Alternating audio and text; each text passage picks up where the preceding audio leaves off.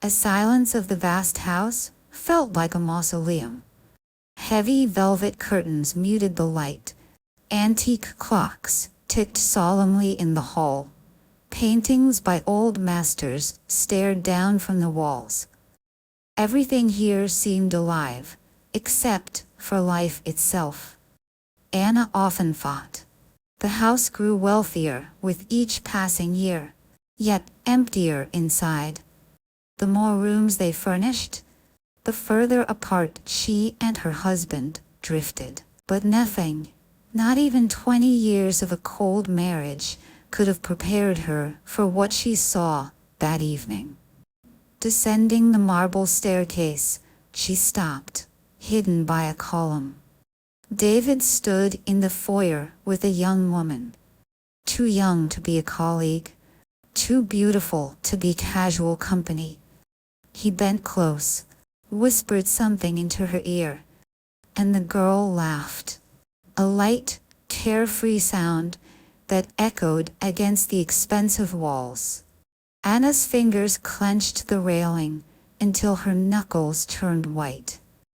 The sound of that laughter pierced her chest, and what terrified her most was not the betrayal. It was the strange familiarity in the girl's face, in her smile, in her eyes. Her heart knew. This was more than infidelity. It was the beginning of the end. Their house was a symbol of the life everyone envied. 3 floors, vast gardens, marble staircases. All of it had been Anna's long before she met David. She was born into power. Her father, Richard Wilson, was a financial magnate who controlled the fate of corporations with a signature. Anna was his only heir, the golden girl of New York's upper world. Around her circled men who wanted her hand no less than her inheritance. But at 20, she fell in love with someone who didn't belong to that world at all. David Hunt had been a lowly clerk in a brokerage firm's legal department. His suits were cheap, his apartment rented, his commute underground. What he did have was a sharp mind, ambition sharper still, and a charm that made people forget the emptiness of his wallet. They met at one of her father's charity galas. Bored of arrogant suitors, Anna noticed a young man standing by the bookcase, awkwardly out of place. "Not fond of events like these?" she had asked. "And you are?" His smile was quick, disarming. These masks, these deals disguised as conversations, his honesty hooked her. For the first time, Anna felt she had met a man who saw her, not her money. Their romance burned fast. Flowers, midnight talks, stolen kisses. Within a year, they married. Her father paid for a ceremony so lavish, it filled society pages. Anna believed in David's love, believed she had found the one man who wanted her for who she was, not what she owned. But time unveiled another truth. The house that was meant to be a home turned into a fortress of silence. David moved to the 2nd floor, Anna to the 3rd. Conversations dwindled to schedules and meals, and always his cutting reminder: "You must give me an heir. That is your duty." Each word was a wound. Each failed IVF attempt was another nail in the coffin of her hope. Now, seeing him with that girl, that haunting reflection of herself 20 years younger, Anna's world shifted. "Who is she?" Anna whispered into the emptiness of her room that night. And for the first time, she wondered if her entire marriage had been a lie. Morning began with coffee and trembling hands. For the first time in years, Anna didn't go to her office. She sat in her study, staring at the phone, her mind circling the same thought. Who is that girl? From an old recommendation, she found the number of a private investigator. Mrs. Hunt? A calm male voice answered. You said you'd like me to look into your husband? Anna flinched. The words hurt, but she forced herself to reply. Yes. I need to know everything. Who he sees, where he goes, and most of all, about one girl. Young, around 18. Blue eyes, dark hair. Beautiful. The detective took notes. I'll start immediately. You'll have something within days. Anna hung up, her chest tight with guilt and resolve. For years she had chosen silence, endurance. But now, silence was no longer an option. 2 days dragged like 2 years. David came and went, distant, unreadable. Each time Anna looked at him, she felt she was staring at a stranger. On the 3rd day, the detective called. I have something.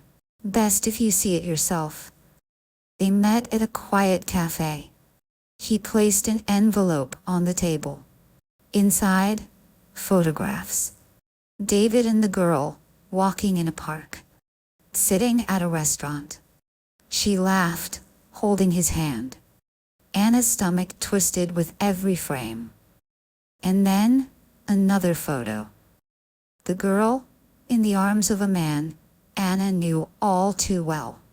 Peter Gray, David's lifelong friend. The detective's voice was steady. She lives with him. She calls him father. Anna's pulse thundered. The girl's profile, her smile, the tilt of her head. It was as if Anna were staring into a mirror of her younger self. Could it be?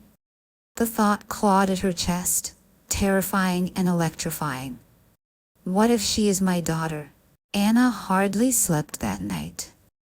She walked the halls of her mansion like a restless spirit. 20 years of cold dinners. 20 years of IVF failures. 20 years of David's accusing silence. All of it pressed down on her until she thought she might break. And yet, it was that girl's laughter that haunted her most. The next evening, Anna returned to the cafe where they had met before. She watched from a distance as the girl walked in, rucksack slung carelessly over one shoulder, hair tied back in a loose ponytail. She moved with the grace of someone untouched by life's betrayals. The girl ordered coffee, sat by the window, and opened a notebook.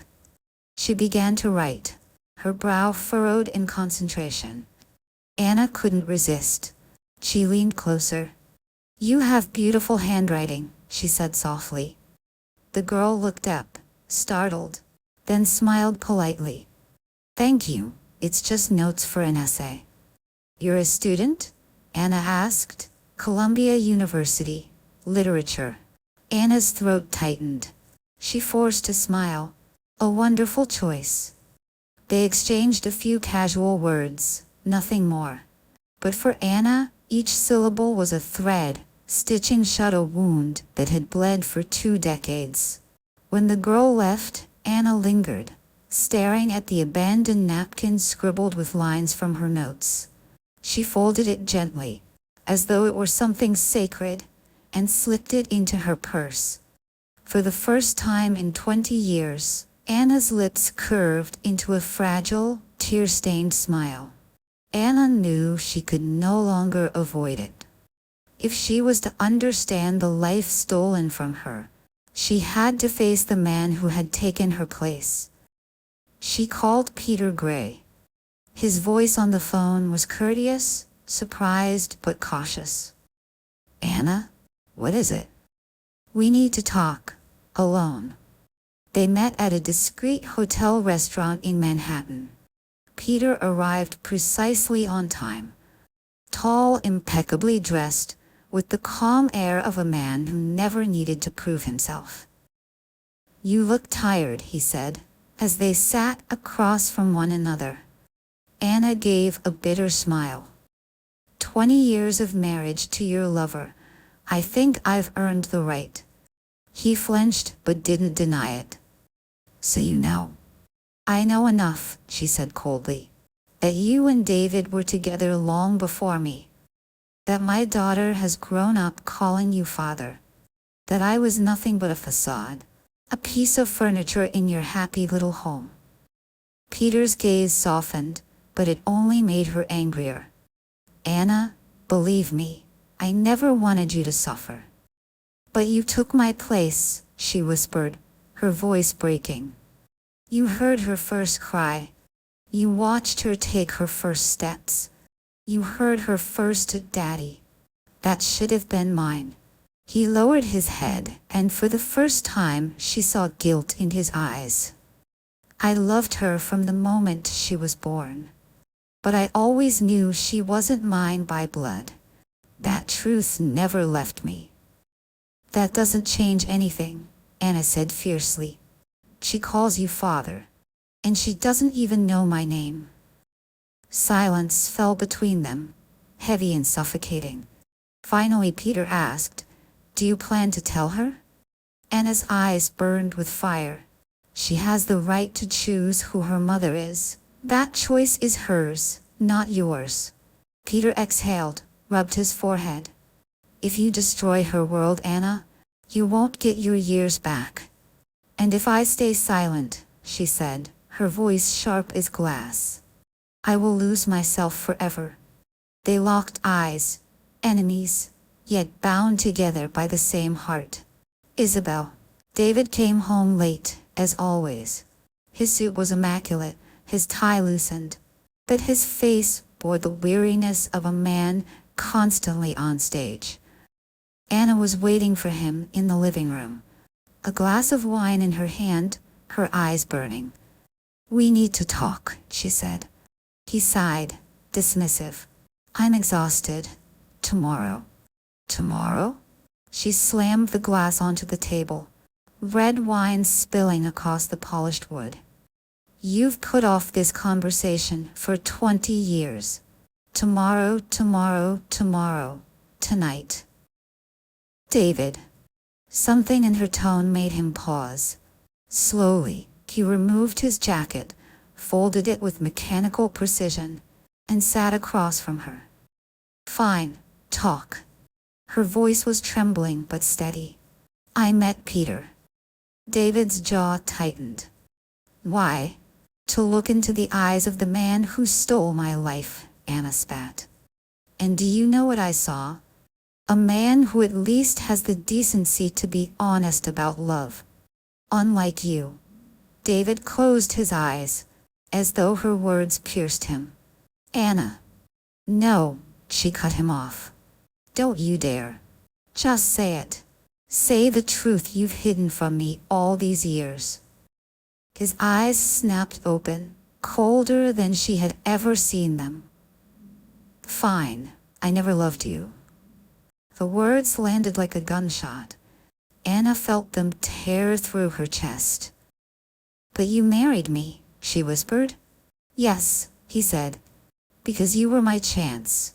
You knew it. You, the daughter of Richard Wilson, knew exactly what it meant when you married a penniless clerk. You gave me a name, a status, a place in a world I could never enter alone. Don't play the victim now. Her voice cracked. I loved you. With everything I had. You loved an illusion, he answered flatly. A man who never existed. Silence fell, thicker than stone walls. The fountain in the garden whispered faintly in the distance, the only sound between them. And in that silence, Anna realized something irrevocable. The man she had devoted half her life to had never been hers. At night, Anna didn't go upstairs to her cold, separate bedroom. She sat in the living room by the dying fire, staring into the embers. I never loved you.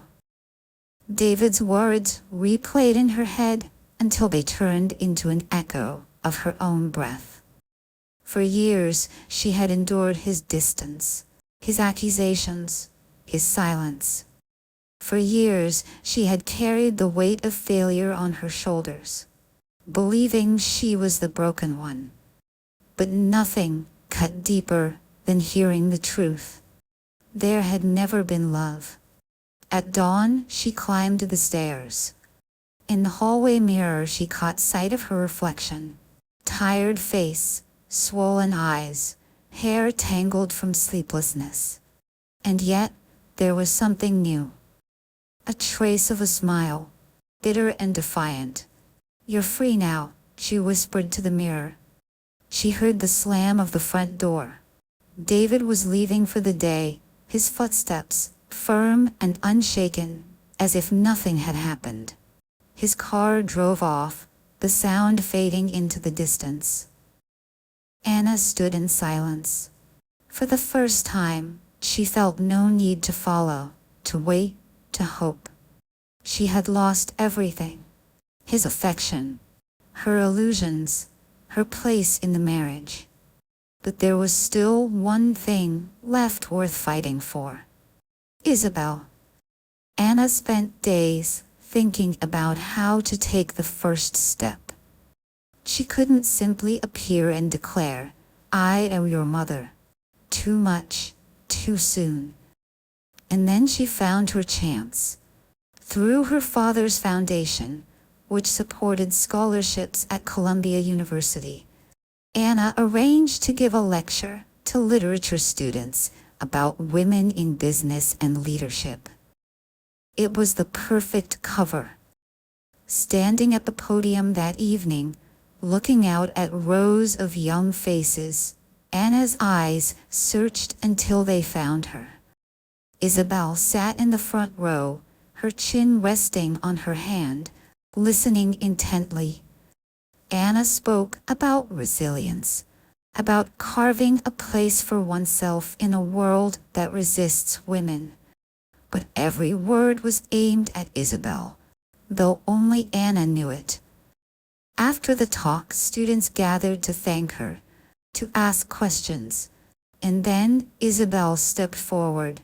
"Thank you," she said, her eyes bright. "You don't sound like other business leaders. They talk about numbers. You talked about meaning." Anna's heart swelled and ached all at once.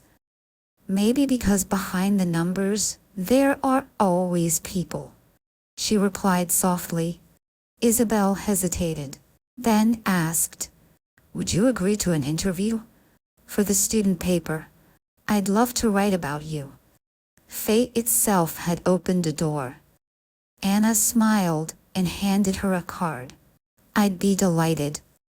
Their fingers touched as the card changed hands, and for Anna, the brief contact was like a spark, life returning to a body long frozen. When Isabel left, Anna remained standing in the empty lecture hall. For the first time in decades, she felt hope. The next day, David was waiting for her in the library. He sat in a leather chair by the window, a glass of whiskey in his hand, the picture of composure. But his eyes were tight, watchful. "I heard you were at Columbia yesterday," he said, his tone casual, too casual. Anna didn't flinch. "Yes, why not? My father's foundation funds half their scholarships." "But Isabel studies there," David said sharply, leaning forward. "Don't play games with me, Anna. You're walking into dangerous territory." Anna's lips curled in a cold smile. "No, David. You've been playing games with me for 20 years. Now it's my turn." He set the glass down hard on the table. "You don't understand. Her life is ours, mine and Peter's. You are nothing in this story." The words struck like a slap. "Nothing?" Anna's voice shook with rage. "She is my blood, my pain, my sacrifice. You stole my motherhood, and now you dare tell me I am nothing?" David rose, towering over her. "If you destroy her world, she will hate you. She will never forgive you." Anna stepped closer, her eyes level with his. Better she hates me for the truth than loves you for a lie. His hand shot out, gripping her wrist with iron force. Don't do this, Anna. You will lose everything. She yanked her arm free, her voice like steel. I already lost everything. Except her. At that moment, footsteps echoed on the stairs. Peter appeared in the doorway, his face pale. He had heard enough. Stop, he said firmly. This can't turn into a war. But Anna knew the war had already begun. That night, David returned home late. His tie loosened, his face stern, but his presence filled the house like a storm. Anna waited in the living room, a glass of wine untouched in her hand. We need to talk, she said. I'm tired, he replied curtly. Tomorrow. No. She slammed the glass down, wine splashing crimson across the table. For 20 years you've said tomorrow. Tonight, David. He hesitated, then removed his jacket, folding it with his usual precision, and sat across from her. Fine, talk. Anna's voice cracked with restrained fury. I met Peter. His jaw tightened. And I looked into the eyes of the man who lived the life that should have been mine. Do you know what I saw? At least he is honest about his love. Unlike you. David closed his eyes, as if her words stung. Anna, don't, she cut him off. Just say it to my face. His eyes opened, cold and unflinching. Fine. I never loved you. The words hit like bullets. Anna's chest tightened, her breath shallow. But you married me, she whispered. Yes, David said flatly. Because I needed you. You were my way in. Richard Wilson's daughter. The key to a world closed to me. You gave me a name, a status, a future. Don't pretend you didn't know. Tears burned her eyes. I loved you. With everything I had. You loved a man who never existed, he said. Silence crashed down between them. Outside, the fountain whispered in the dark garden, indifferent. And Anna finally understood. The man she had given her life to had always belonged to someone else. Anna didn't remember how she made it through the rest of that night. At some point, she drifted into a restless sleep on the couch. The smell of spilled wine thick in the air. When she awoke, the sun was already high. The house was silent. David had gone, as always, leaving only the faint scent of his cologne in the halls. Anna stood before the grand mirror in the foyer. Her face was pale, her eyes swollen, but beneath the exhaustion, she saw something new. A strange clarity, almost defiance. I'm free now, she whispered to her reflection. The words startled her. Could it be true? Could she really be free? For 20 years she had played her role. Dutiful wife, patient partner, perfect hostess. She had endured his coldness, his indifference, his cutting reminders of her failure. Now there was nothing left to endure. The mask had been ripped away. What remained was a woman stripped bare, but alive. She walked through the house with new eyes. The chandeliers no longer dazzled her. The marble floors no longer intimidated. This was her home, her inheritance, her life, and perhaps at last she could begin to live it for herself. But beneath the liberation lay something deeper, sharper. A need. Isabel. Anna knew now that everything pointed back to her. The girl was not just a ghost of Anna's youth. She was flesh, blood, destiny. And Anna was done waiting. A week later, Anna met Isabel again, this time under the safe pretense of an interview. They chose a quiet cafe near campus. Anna arrived early, her heart hammering as if she were a nervous student herself. She chose a corner table, ordered tea, and waited. When Isabel entered, the room seemed to brighten. She wore no makeup, her hair loose, her eyes lively with curiosity. Anna felt an ache in her chest, a mix of pride and longing. "Thank you for agreeing," Isabel said warmly as she sat down, notebook in hand. "I should thank you," Anna replied. "It's rare that someone your age still believes in real journalism." The girl laughed softly, and Anna thought she could listen to that sound forever. They spoke for nearly an hour. Isabel asked about Anna's career, her challenges, the balance between business and personal life. Anna answered carefully, weaving truths into half-truths, but always watching Isabel's face, memorizing every expression. At one point, Isabel leaned forward. "Can I ask you something? Not for the article?" "Of course," Anna said. "You talk a lot about resilience. Where does it come from? Is it something you're born with, or something you learn?" Anna's throat tightened. "Both," she whispered. "Sometimes it's born of love. Sometimes of loss. Either way, it becomes the only thing that keeps you alive." Isabel studied her with unusual seriousness, as if the words had touched a hidden place. The interview ended, but neither of them seemed eager to part. Isabel closed her notebook slowly, smiling. "I'd like to see you again, even outside the paper." Anna's heart soared. She nodded, fighting tears. "I'd like that very much."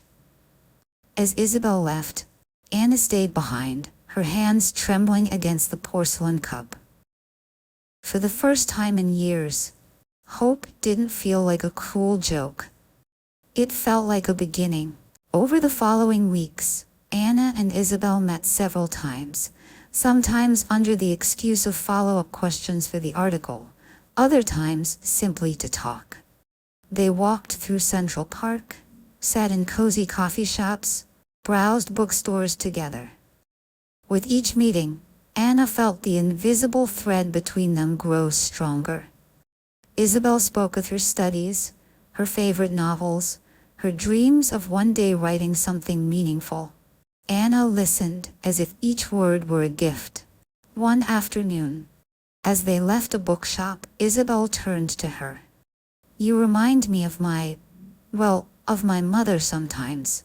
Not the one who raised me, but the one I imagine when I think of what a mother should be." The words pierced Anna's heart. She swallowed hard, forcing a gentle smile. "Then maybe I'm doing something right." Isabel laughed, linking her arm with Anna's. For the first time in decades, Anna felt the warmth of companionship. Not as a businesswoman or a hostess, but as something simpler. Pure, a mother, a woman, a friend. But with each smile, each spark of hope, there was also fear. How long could this fragile bond last before the truth broke through?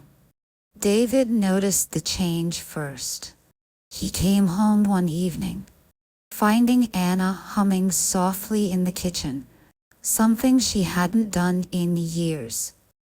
"What are you so cheerful about?" he asked, his tone sharp, suspicious. "Nothing," Anna replied smoothly, turning away before he could read her face. But he wasn't fooled. Later that week, Peter confronted him. They met in Peter's office, the blinds drawn, tension thick in the air. "She's seen Isabel," Peter said without preamble. David's eyes narrowed. "Are you certain?" "I know Anna. I know that look in her eyes. She won't stop." David paced the room, fists clenched. She has no right.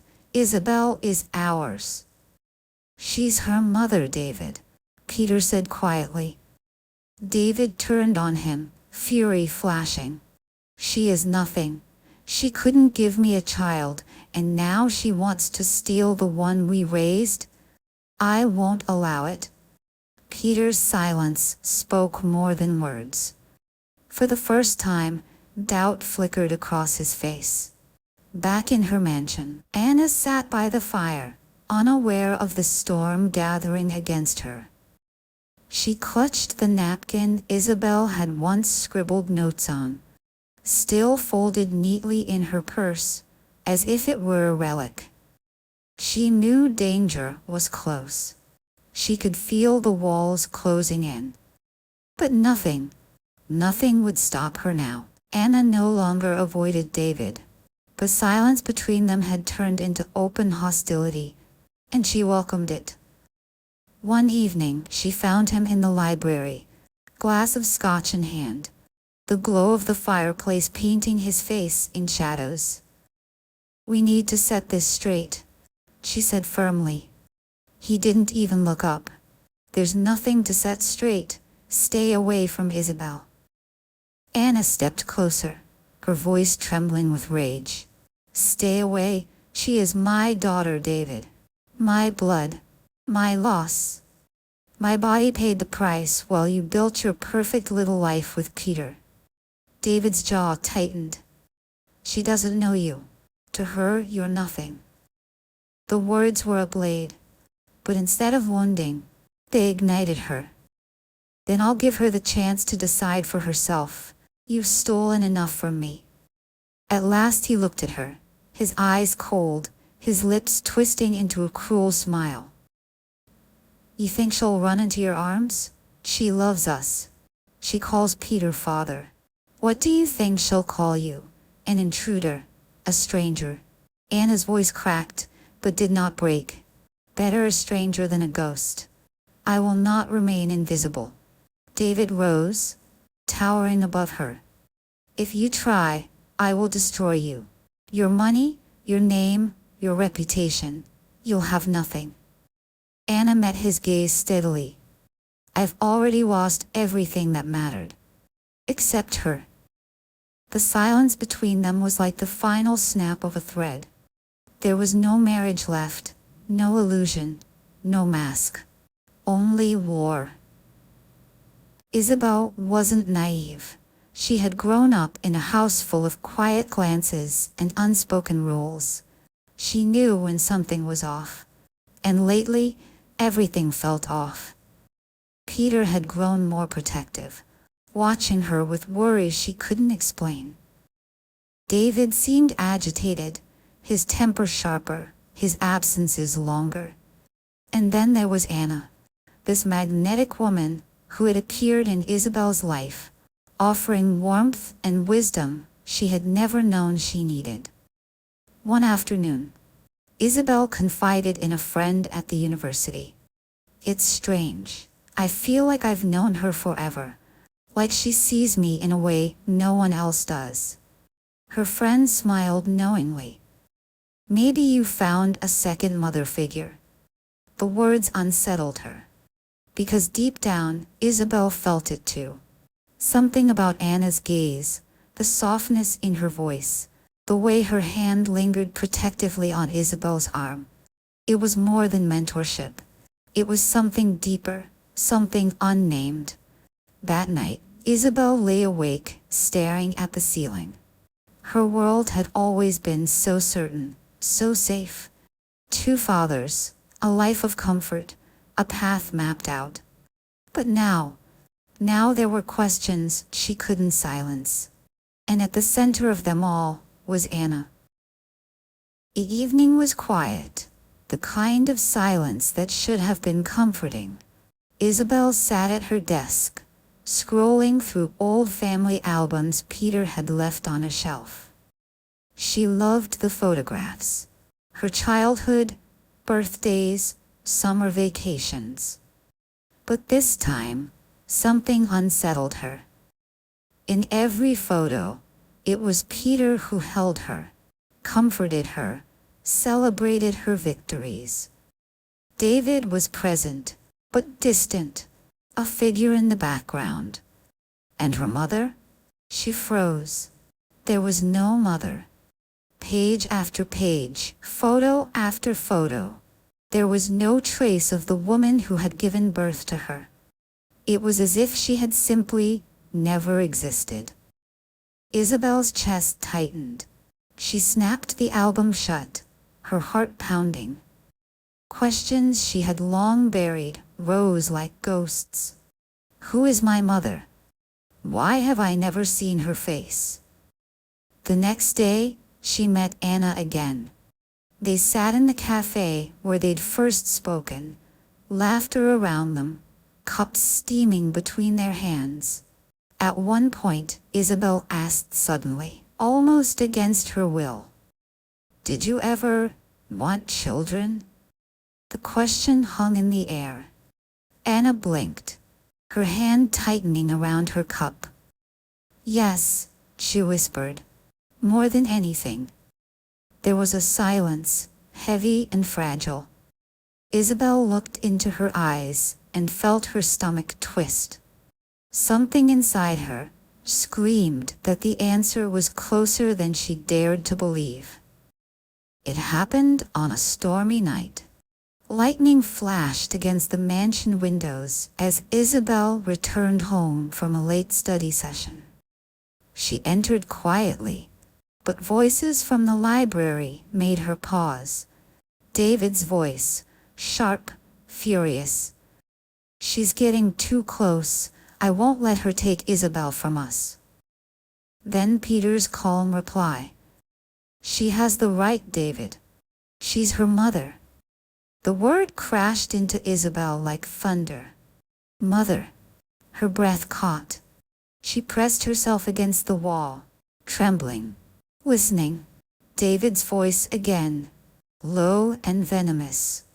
"She failed me as a wife, but she won't steal my daughter now. Isabel belongs to us." Belongs. The word twisted like a knife. Isabel stumbled back, her pulse deafening. She didn't wait to hear more. She ran, out into the rain, her feet carrying her instinctively where her heart already knew it must go. Minutes later, she was at Anna's door, soaked, shivering, eyes wide with terror and betrayal. Anna opened, startled. "Isabel? What happened?" The girl's voice broke. "Tell me the truth. Please. Are you my mother?" Anna froze, her breath catching. For 20 years, she had dreamed of this moment. But not like this. Not with Isabel trembling, her world shattered. Tears welled in Anna's eyes as she reached for her. "Yes, I am." Isabel's sob filled the hallway, a sound of anguish and release all at once. She collapsed into Anna's arms, and Anna held her as if she would never let go again. A rain didn't stop for days, as if the city itself mourned with Isabel. She stayed in Anna's house, silent at first, her eyes red from sleepless nights. Anna didn't press her. She made tea, left meals untouched at the table, sat quietly nearby while Isabel stared at nothing. Finally, Isabel spoke. "All my life I thought I knew who I was, that I had two fathers, that I was whole. Now I feel like I don't belong anywhere." Anna reached for her hand. "You belong here. With me. You always have."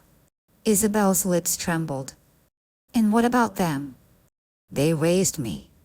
Peter kissed me goodnight, held me when I was sick, cheered at every recital. How do I throw that away?" Anna's throat ached. She could not deny the truth. You don't throw it away. Love doesn't erase love, but you deserve to know all of it. Who you are, where you came from. That's not betrayal. That's truth. Isabel looked at her, torn apart by impossible choices. For the first time, Anna saw her daughter, not as a child, but as a young woman standing at the crossroads of two lives. David arrived at Anna's mansion uninvited, fury radiating off him like heat. Peter followed reluctantly, his face pale. Anna stood in the grand hall, Isabel behind her. "This ends now," David spat. "You will not poison her against us." Anna's voice was calm, steadier than she felt. "I'm not poisoning her. I'm giving her the truth you denied her for 19 years. "She's mine," David roared. Isabel stepped forward, her voice trembling but firm. "I'm not yours. I'm not anyone's possession." David froze, shocked, as if the words had struck him physically. Peter spoke softly, almost pleading. "David, stop. We can't keep her in a cage of lies." But David's pride burned brighter than reason. He turned his rage on Anna. "You think you've won? You think she'll choose you after all these years? She'll see you for what you are, a bitter, barren woman who failed at everything." The words cut, but Anna didn't flinch. She lifted her chin, her eyes blazing. "I may have failed as your wife, but I will not fail as her mother." The silence that followed was absolute. Even David seemed shaken by her resolve. Behind her, Isabel's hand slipped into Anna's. For the first time, the bond was unbreakable, undeniable. The storm finally passed. The air was clearer, the city brighter, as if the world itself had taken a breath. In Anna's mansion, the silence no longer felt heavy. Isabel's laughter drifted through the rooms, light and healing. They cooked together, argued playfully over recipes, shared long talks deep into the night. For the first time in decades, Anna felt the house was alive. One evening, Isabel curled on the sofa, a blanket wrapped around her, eyes dreamy. "You know," she said softly, "I used to wonder what my mother was like. I used to imagine her face, her voice, and now I don't have to imagine anymore." Tears welled in Anna's eyes. She reached out, brushing a strand of hair from her daughter's cheek. "And I used to dream of holding you, hearing you call me mother. Now, I don't have to dream anymore either." They embraced, the weight of 2 decades dissolving into something stronger than pain, love. Yet when the nights grew quiet and Isabel had gone to bed, Anna often stood by the window, looking out into the city lights. She felt the stir of something she had long buried. Desire, hope, the aching possibility of love. She was 40, young enough for new beginnings, wise enough to never again waste her heart on illusions. For years she had believed her story was over, that her worth was tied to what she could not give, but now she saw the truth. Her life was just beginning. Perhaps one day she would meet a man who loved her not for her wealth, not for her name, but for the woman she was, a man with whom she could share laughter, tenderness, perhaps even a child born of love and not deception. The thought no longer seemed impossible. It seemed inevitable. Anna pressed her hand to the glass, the city glowing before her like a promise. She had lost a husband, yes, but she had found her daughter. She had found herself. And the future, her future, was waiting, vast and luminous. Life, at last, was only beginning.